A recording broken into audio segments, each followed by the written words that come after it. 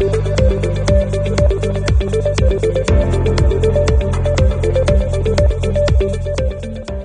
suis Maria Bessolo, je suis experte en gestion des ressources humaines, je suis consultante RH et à la tête d'une structure qui s'appelle Lightsal, vraiment spécialisée dans la gestion des ressources humaines.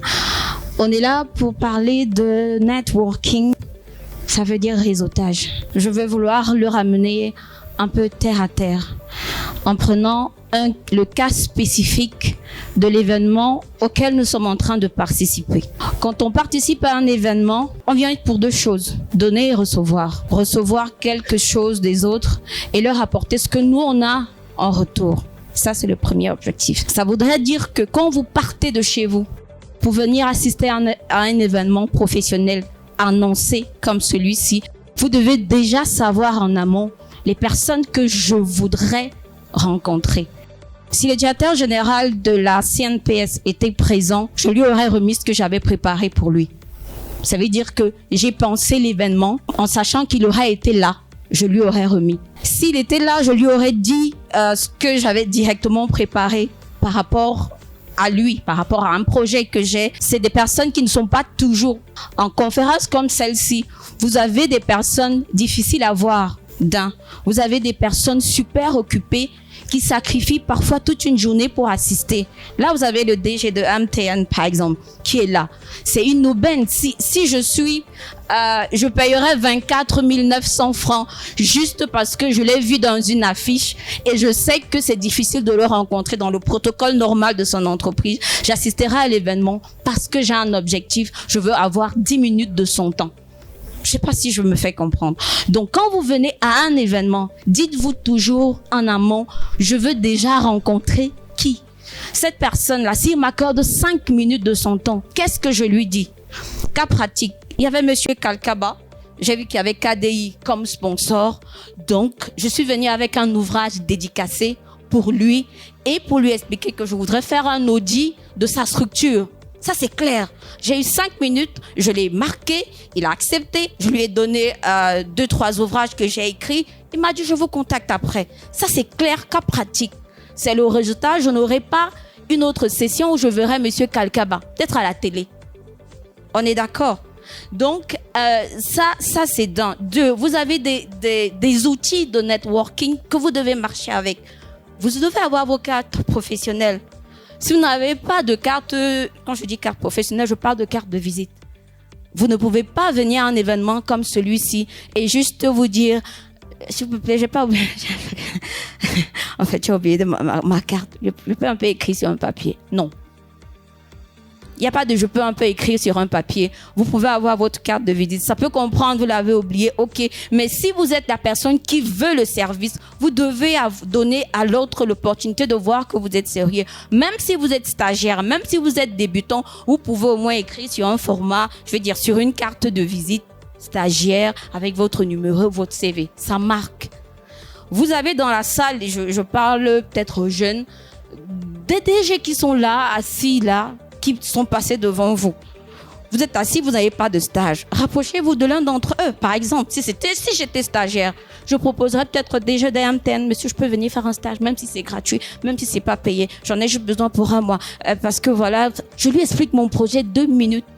Seulement parce que j'ai dit c'est pas rémunéré. Je peux avoir la chance que parmi les 10 ou 15 qui sont dans la salle, l'un d'entre eux me dit, je vous appelle, ou appelez-moi tel jour. S'il vous plaît, le réseau, ça se construit. Et ça se saisit des opportunités qui ne se présenteront pas toujours.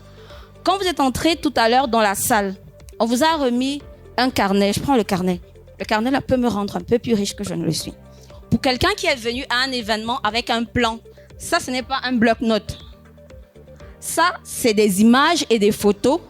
Et c'est quelque chose qui me dit que Nadia, qui organise cet événement-ci, a plus ou moins des contacts de ces personnes-ci. Et que si parmi ces personnes, il y en a un avec qui je voudrais entrer en relation de manière un peu plus poussée, je peux me rapprocher de Nadia, lui présenter ce que j'ai à dire à la personne. Elle peut demander à la personne si elle peut lui donner mon numéro de téléphone et j'entre en contact avec elle. Donc, ce n'est pas un bloc-notes, c'est pas quelque chose où vous écrivez, c'est quelque chose qui peut vous permettre de vous dire, voici un réseau que Nadia a et qu'elle a bâti. Je peux en faire partie ou je peux en bénéficier. Chaque outil de communication que vous avez dans un événement pareil peut vous aider à amplifier votre réseau. Ça, c'est quelque chose que vous devez comprendre. Donc, il n'y a rien pour rien sur ce document. Tout ce qui est ici peut être transformé en opportunité de contrat, en opportunité de travail, en opportunité de stage, en opportunité même d'accompagnement. Bon, j'ai vu, par exemple, moi, je suis écrivain, j'ai 7-8 ouvrages à mon actif professionnel en RH et en management. Donc, je vois qu'il y a professeur Biwele. Et je la cherche d'ailleurs depuis pour un projet. Très rapidement, je vais peut-être me rapprocher de Nadia, demander un contact. Et je suis sûre que si ce que je vais lui dire est pertinent, elle va me donner le contact et je vais appeler le professeur Biwele. Je vais lui dire que j'étais à un événement où elle était à la session dernière, c'est qui est en contact et un réseau direct. Elle sera plus attentive à m'écouter. Et d'office, si ce que j'ai à lui dire est concret, elle va me donner un rendez-vous.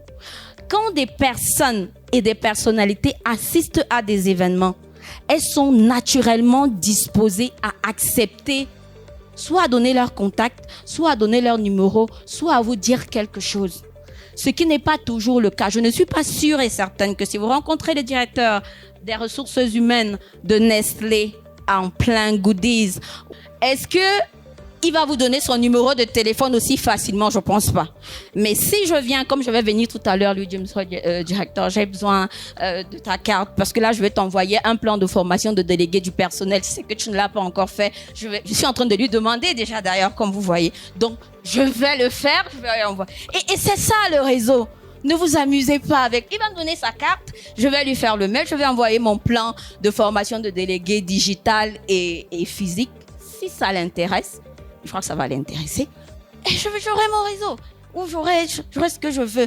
Donc, ne faites pas l'erreur. Autre chose, je ne vais pas être trop longue. Autre chose, les pauses café dans des moments professionnels. On ne vient pas ici pour manger. Moi, quand je viens à un événement professionnel, j'ai déjà mangé. Parce que la pause, c'est 10 minutes. Le temps que je cause avec monsieur Kalkaba, les 10 minutes sont passées. Le temps que je vais vouloir revenir causer avec le DG de MTN, il est déjà en train de causer avec le DRH de Nestlé. Donc, si je mange, alors que les gens... comment je mange? Est-ce que tu es venu manger? Non, je suis venu travailler. Donc, j'ai mangé chez moi avant de venir.